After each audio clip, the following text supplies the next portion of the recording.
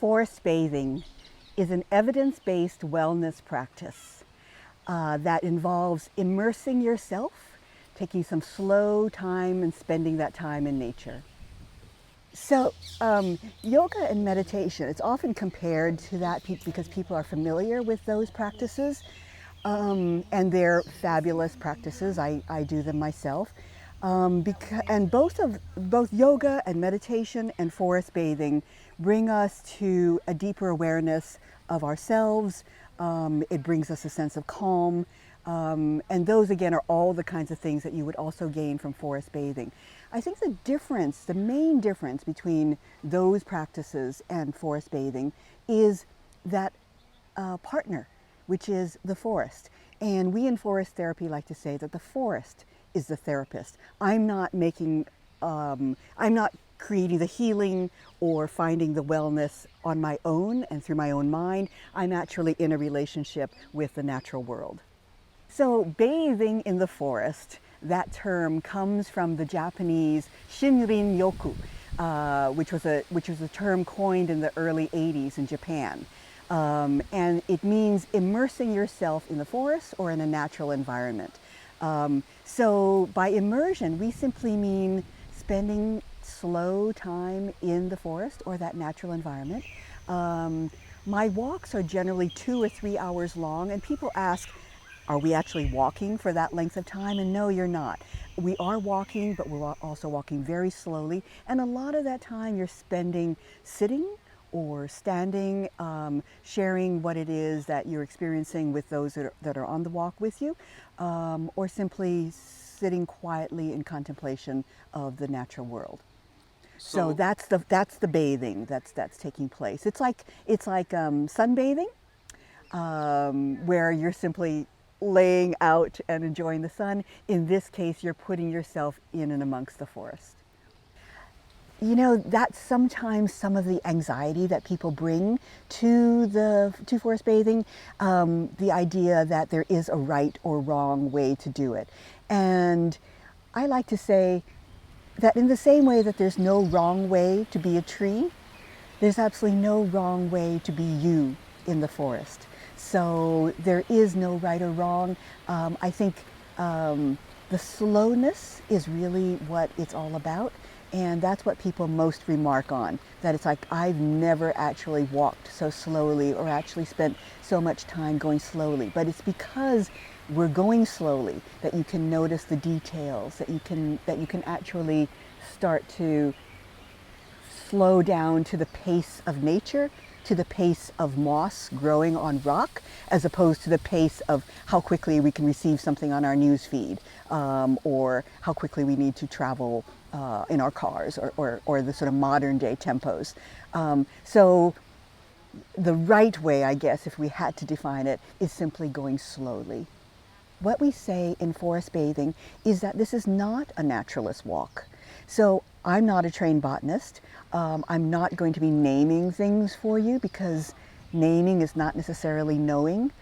All that you need to come with on a forest bathing walk are your senses and your open heart. I'm a certified forest therapy guide, and the first and only one here in Hawaii. I trained and got my certification from the Association of Nature and Forest Therapy Guides and Programs. They're based in Sonoma, California, but we've now trained some 700 guides in 40 countries around the world. To become a guide, you take with this association, you take a 1-week intensive in which you're learning the practice, all the sort of background behind it, some of the science behind it, all the kind of philosophy behind it. I did my training for a week in Costa Rica in January of 2018.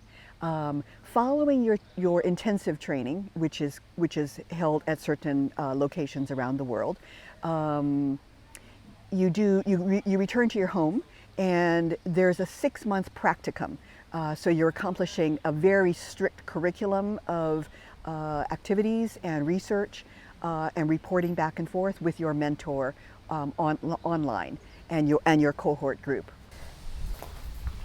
The current forest therapy guides that I know come from all walks of life. Some have been teachers and coaches, some have been wilderness guides, some have been naturalists, some have been psychologists or in the medical profession, nurses, some have been lawyers. For myself, I was actually a marketing professional and also in the professional theater. So who should become a forest therapy guide? I think, again, everyone comes to it in their own way and with their own reasons and their own mission in life. I think it has to do, however, with a degree of service. I think one of the qualities of a good guide is a sense of hospitality. You need to like people. But I think the main thing is that a light bulb has gone off for you, that this natural environment that we have is so precious and so in need of us trusting it and seeing it for what it is, that those people who are called to this profession have come to that realization that there is more to life than the commercial world that we are often surrounded by, and that there is something to be gained by accessing the natural world. The really cool thing about forest bathing is that it is research-based. So we can answer the question about what are the benefits of forest bathing with a whole lot of research that's behind it. So since the time that forest bathing became a sort of organized public health policy in Japan, this was in the early 80s, they've been doing all kinds of medical research on the benefits of taking a slow walk in nature. In Japan, there are actually forest bathing bases where the public can access for free, because again, it's a public health program. And at these bases, they're administering health tests. So you can actually compare the before and after effects of a forest bathing walk. And they found that heart rate and heart rate variability are improved. Your blood pressure goes down. They also swab the inside of your cheek for the hormone cortisol, which is a stress indicator, and they're seeing that after the forest bathing walk, stress levels are down. We all know the benefits of just being out in nature. Whether you're going to the beach, you come back from the beach, you're that much more relaxed and in a more focused state sometimes. We have very specific guidelines for what makes a certified forest therapy trail. The Lyon Arboretum qualifies as one of them, for example.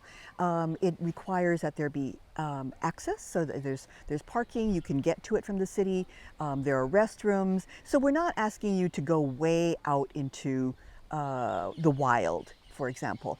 It wants to be sort of on the borderline between the tamed, civilized world and the wild world, so that you can actually, at that border, experience the magic and medicine that lie here in the forest.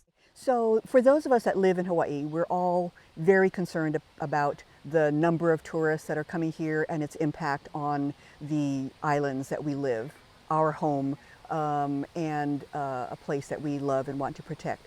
So forest bathing is a kind of activity, I think, that would bring the tourist, the visitor, into a relationship with the land that we live on that is incredibly respectful and responsible. It has low to no impact, I think, on the environment that we live in. So a forest bathing walk takes place under the canopy of trees, like this one, where I would be inviting the participants to experience the pleasures of presence, to get in touch with their sense of touch, like the breeze that's coming across my face right now, to listen to the sounds of the world, both natural and human-made, to smell the scents of the forest. And there are different smells coming from different parts of the forest, including the moist earth below us. I'd be asking them to allow their lips to part and to sip the air and to take in what the air tastes like to them.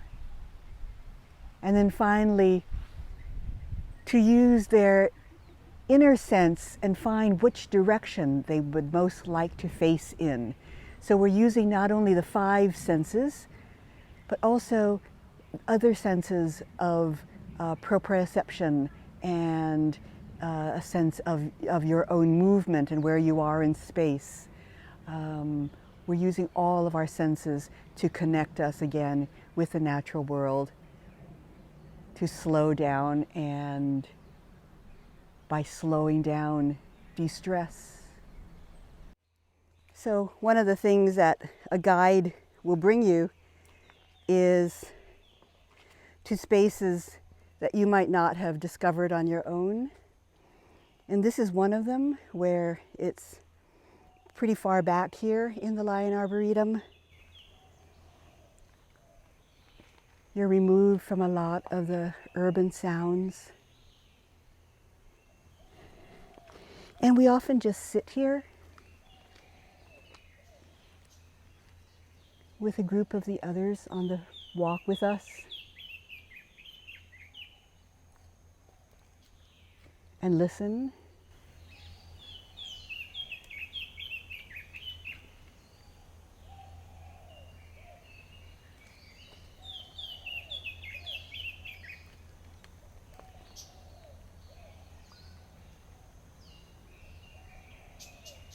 Listening not just to the sounds of nature and the sound of the silence, but also listening to our own hearts. The tea ceremony, as you could imagine, has some references to the Japanese inspiration for forest bathing, but it's not nearly as formal as that. It's really more about the idea of being able to taste the forest, because the tea that we serve is foraged from this land. So I make it from leaves that I found in the forest. And we also serve some snacks. And not only tasting the forest as your final lovely parting gift, but it's also a way, I like to think, of taking a little bit of the forest with you, literally in your belly.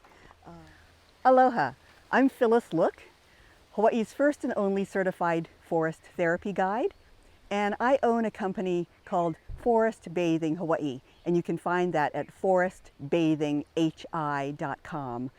I guide forest bathing walks of 2 to 3 hours at 2 locations here on the island of Oahu, and what I hope to bring you on a forest bathing walk is a sense of connection with nature, with yourself, and with other people.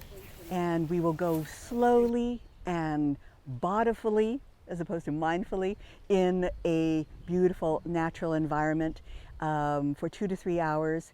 You can schedule a public walk, and you can find that on my website, forestbathinghi.com. All of the walks are scheduled there. Or you can actually write to me at forestbathinghi@gmail.com.